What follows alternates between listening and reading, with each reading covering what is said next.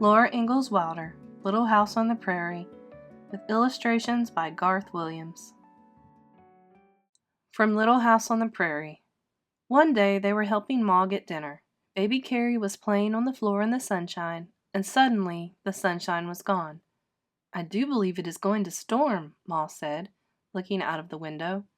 Laura looked too, and great black clouds were billowing up in the south, across the sun. Pet and Patty were coming running from the field, Pa holding to the heavy plow and bounding in long leaps behind it.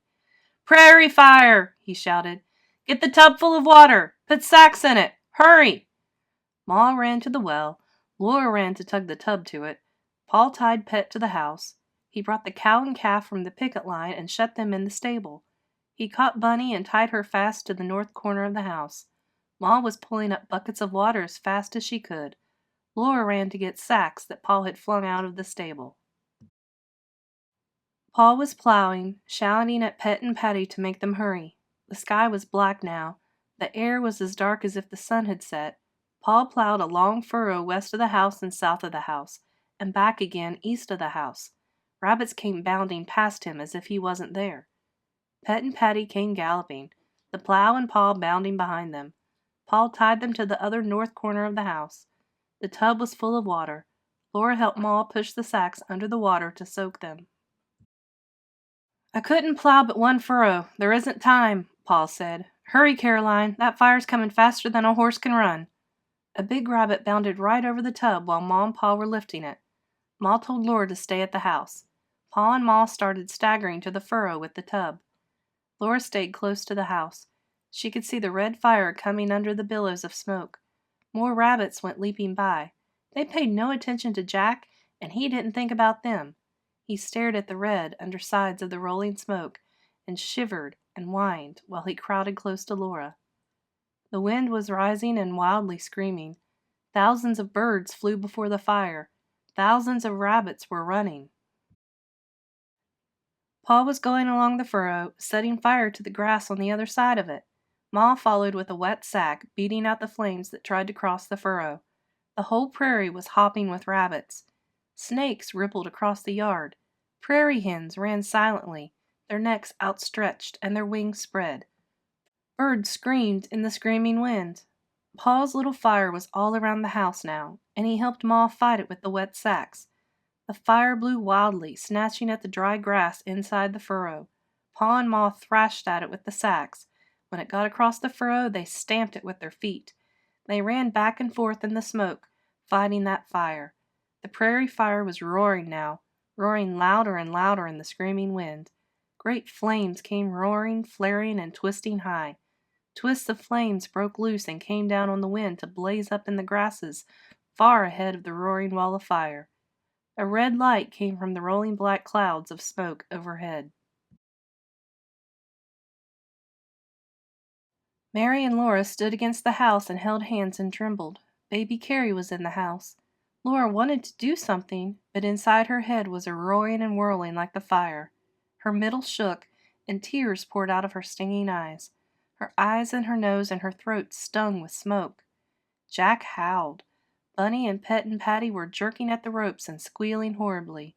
The orange, yellow, terrible flames were coming faster than horses can run, and their quivering light danced over everything. Pa's little fire had made a burned black strip. The little fire went backing away slowly against the wind. It went slowly crawling to meet the racing, furious big fire. And suddenly the big fire swallowed the little one. The wind rose to a high, crackling, rushing shriek. Flames climbed into the crackling air. Fire was all around the house. Then it was over. The fire went roaring past and away. Pa and Ma were beating out little fires here and there in the yard. When they were all out, Mom came to the house to wash her hands and face. She was all streaked with smoke and sweat, and she was trembling. She said there was nothing to worry about. "The back fire saved us," she said, "and all's well that ends well." Laura Ingalls Wilder, By the Shores of Silver Lake. "She can't be lost," Pa said.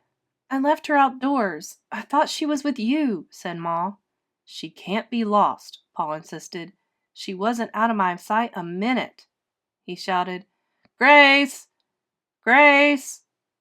Laura ran panting up the hill. She could not see Grace anywhere. Along the edge of the big slough toward Silver Lake she looked, and over the flowery prairie. Quickly, quickly she looked, again and again, seeing nothing but wildflowers and grasses. Grace! Grace! She screamed. Grace! Paul met her on the slope as she ran down, and Ma came up gasping for breath. She must be in sight, Laura, Paul said. You must have missed seeing her. She can't be...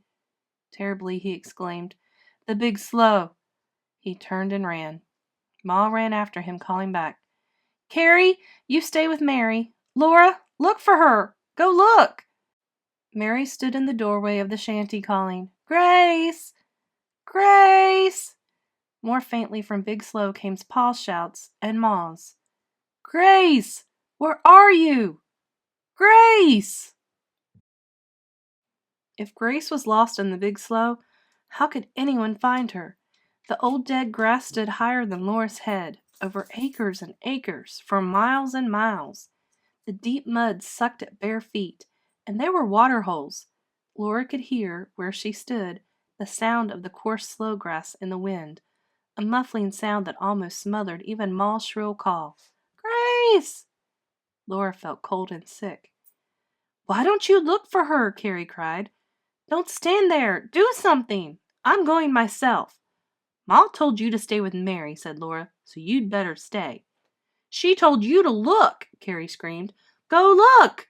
Go look! Grace! Grace! Shut up! Let me think, Laura screeched, and she started running across the sunny prairie. Laura was running straight toward the south. Grass whipped soft against her bare feet. Butterflies fluttered over the flowers. There wasn't a bush nor a weed that Grace could be seen hidden behind. There was nothing but grass and flowers swaying in the sunshine. If she were little and playing all by herself, Laura thought, she wouldn't go into the big, dark slough. She wouldn't go into the mud and the tall grass. Oh, Grace, why didn't I watch you? She thought. Sweet, pretty, little helpless sister. Grace! Grace! She screamed. Her breath caught and hurt in her side. She ran on and on. Grace must have gone this way. Maybe she chased a butterfly. She didn't go into Big Slough. She didn't climb the hill. She wasn't there. Oh, baby sister, I couldn't see you anywhere east or south on this hateful prairie. Grace! The horrible sunny prairie was so large. No lost baby could ever be found on it. Ma's calling and Pa's shouts came from Big Slough. They were thin cries, lost in wind, lost in the enormous bigness of the prairie. Laura's breathing hurt her sides under the ribs. Her chest was smothered and her eyes were dizzy. She ran up a low slope. Nothing! Nothing! Not a spot of shadow was anywhere on the level prairie all around her. She ran on, and suddenly the ground dropped before her. She almost fell down a steep bank. And there was Grace. There, in a great pool of blue, sat Grace. The sun shone on her golden hair blowing in the wind. She looked up at Laura with big eyes as blue as violets. Her hands were full of violets. She held them up to Laura and said, Sweet! Sweet! Laura sank down and took Grace in her arms. She held Grace carefully and panted for breath. Grace leaned over her arm to reach more violets.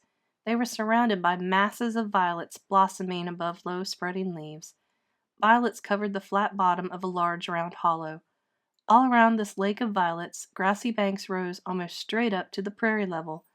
There, in the round, low place, the wind hardly disturbed the fragrance of the violets. The sun was warm there, the sky was overhead, the green walls of grass curved all around, and butterflies fluttered over the crowding violet faces. Laura stood up and lifted Grace to her feet. She took the violets that Grace gave her and clasped her hand. Come, Grace, she said. We must go home. She gave one look around the little hollow while she helped Grace climb the bank. Grace walked so slowly that for a little while Laura carried her. Then she let her walk, for Grace was nearly 3 years old, and heavy.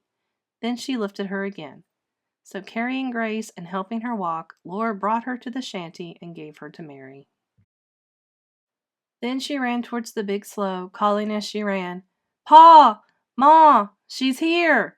She kept on calling until Pa heard her and shouted to Ma, far in the tall grass.